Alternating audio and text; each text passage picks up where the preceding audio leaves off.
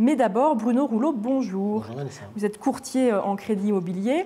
On va parler du crédit relais ensemble, le fameux crédit relais qui peut faire un petit peu peur. Comment ça marche, le crédit relais? Alors comment ça marche? Pour essayer d'être très illustrant, c'est le fait de pouvoir acquérir un bien sans avoir encore vendu son ancien bien. Donc déjà, ça signifie qu'il faut qu'on soit propriétaire d'un premier bien pour pouvoir aller ensuite sur un nouveau bien. Après, vous avez une technique qui est relativement sophistiquée et complexe, qu'on va peut-être pas pouvoir détailler, mais on peut, selon le montant du prêt qui est en cours ou plus, selon le montant de l'acquisition et selon le montant du prix de vente, on va avoir un prêt qui va être très court, 1 an ou 2 ans maximum, ou au contraire, un prêt qui va se coupler avec le prêt d'acquisition qui viendra compléter si le prêt suivant est important. En clair, pour faire simple pour les auditeurs, c'est une avance que consent la banque avant la réalisation de sa vente de son premier bien. Et oui, mais si jamais je n'arrive pas à vendre, que se passe-t-il? C'est vrai que là, les choses se compliquent un petit peu. Dans un premier temps, il faut savoir qu'il va y avoir tout un accompagnement qui va être réalisé, et notamment en termes de valorisation. On va donc positionner les personnes sur une estimation qui sera la plus correcte possible. Et là, on fait effectivement, on consent de plus en plus à avoir une multiplicité d'évaluations et pas simplement une estimation du prix de cœur qu'on a sur son propre bien.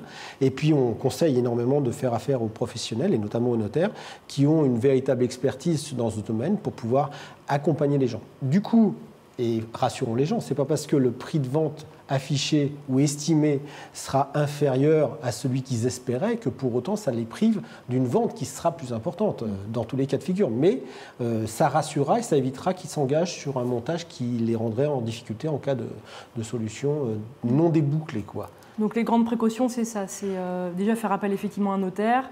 Voilà, une expertise correcte, se positionner en préparant son dossier, en allant voir un courtier ou en allant voir un établissement bancaire pour pouvoir déjà figer ses lignes de crédit et pour projeter tout l'ensemble du projet.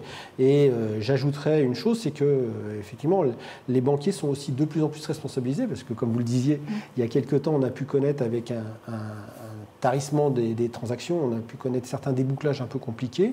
Et du coup, les banquiers sont aussi contraints, 6 mois avant l'échéance du crédit relais, de vous contacter pour voir où vous en êtes, vous accompagner. Et si jamais il n'y a rien qui se profile de très positif, de vous proposer des solutions de débouclage ou d'atterrissage en douceur, comme on aime bien dire aujourd'hui. Atterrissage en douceur. Ça. Voilà, je rajouterai un dernier chose, c'est qu'on a effectivement de plus en plus de personnes qui, quand elles ont connu ces situations, ont aussi pris la disposition de mettre en location le bien qu'elles n'arrivaient pas à vendre, plutôt que de s'enterrer et de lâcher un prix trop important. Et du coup, on se débrouille pour essayer de faire couvrir le montant de l'ancienne échéance de prêt par le loyer qu'on encaissera. Ça peut être une solution. C'est une solution. Alors, les banques semblent remonter leurs taux en ce moment. Quelles sont les incidences pour les acheteurs et les vendeurs? Alors, les banques, effectivement, ont fait beaucoup de communication sur ce relèvement des taux. Je voudrais juste à ce niveau-là faire une parenthèse sur la dédramatisation de la chose. Parce que le mois dernier, on a parlé des taux qui étaient historiquement bas. Ils restent historiquement bas. On a plutôt un phénomène de correction aujourd'hui avec des banques qui ont relevé certaines grilles de certaines durées, entre 0,20 et 0,30 à peu près.